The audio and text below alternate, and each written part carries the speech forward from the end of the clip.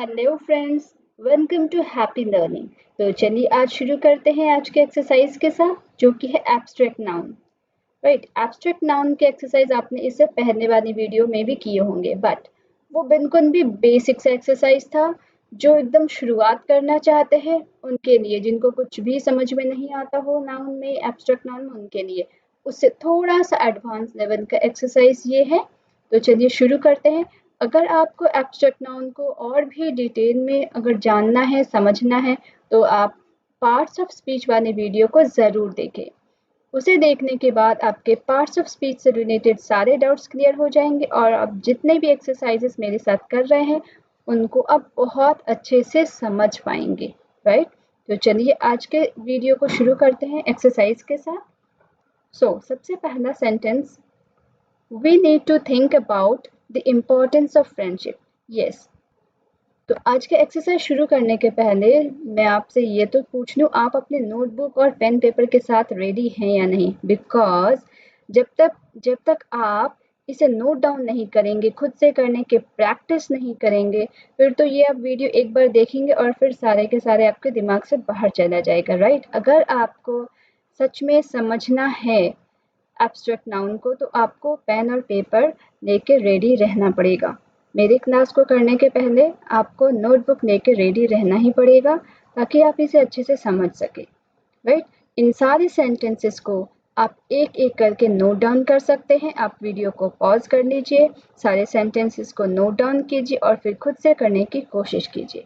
चलिए, सबसे पहले वाले सेंटेंस में मैं आपकी मदद कर देती हूँ और इसके बाद आपको खुद से करनी है सारे सेंटेंसेस को, और मैं एट द एंड आपके साथ आंसर्स को शेयर करूँगी। तो चलिए शुरू करते हैं।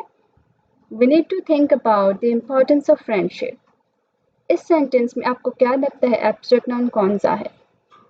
इम्पोर्टेंस और फ्रेंडशिप, ये दोनों ही एब्स्ट्रैक्ट नाउन के कैटेगरी में आते हैं, बिकॉज इन दोनों को आप देख नहीं सकते। राइट, हमें फ्रेंडशिप के इम्पोर्टेंस के बारे में सोचना चाहिए।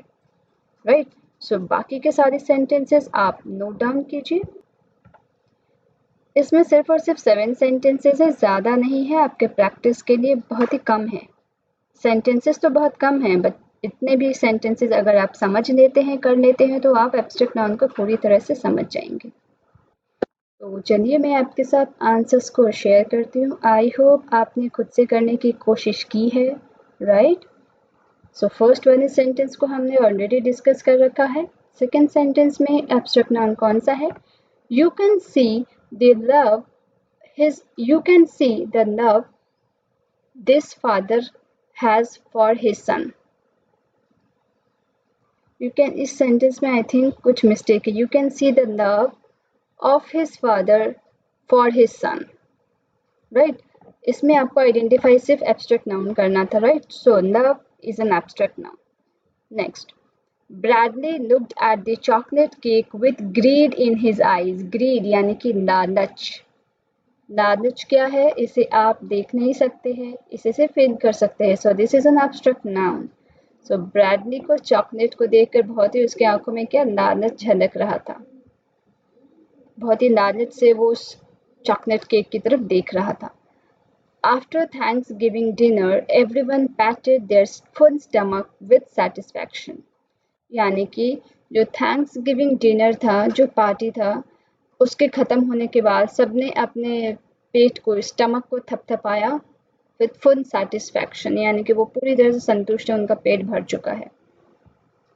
Next, here eyes were full of hope as she opened her report card.